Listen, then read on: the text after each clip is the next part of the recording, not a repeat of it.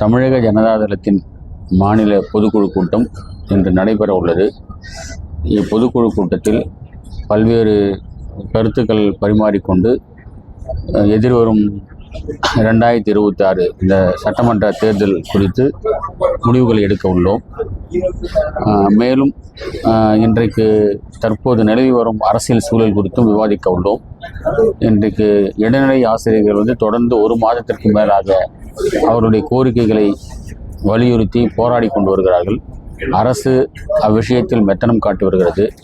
அரசு ஊழியர்களுக்கு பழைய பென்ஷன் ஸ்கீமை ரெனியூவல் பண்ண அரசு இந்த இடைநிலை ஆசிரியர்களுடைய கோரிக்கையையும் கருத்தில் கொண்டு அவர்களுடைய பிரச்சனையும் தீர்த்து வைக்க வேண்டும் என அரசை கேட்டுக்கொள்கின்றோம்.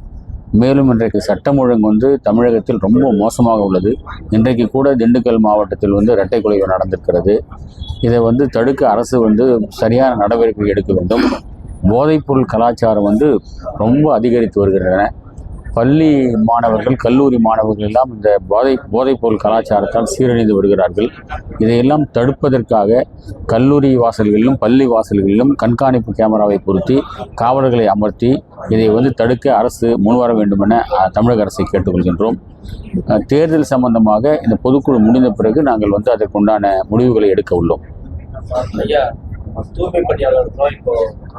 தூய்மை பணியாளர் பிரச்சனையையும் தமிழக அரசு பல நாட்களாக ஏறக்குறைய 6 மாதமாக போராடுறாங்க. தூய்மை பணியாளர்கள் அவருடைய பிரச்சனையை தீர்க்காமல் உட்கார்ந்து பேசாமல் அவங்களை கைது செய்வது, அவர்கள் போராட்டத்தை நசுவது போன்ற செயல்களில் அரசு ஈடுபட்டு வருவது சரியானதல்ல.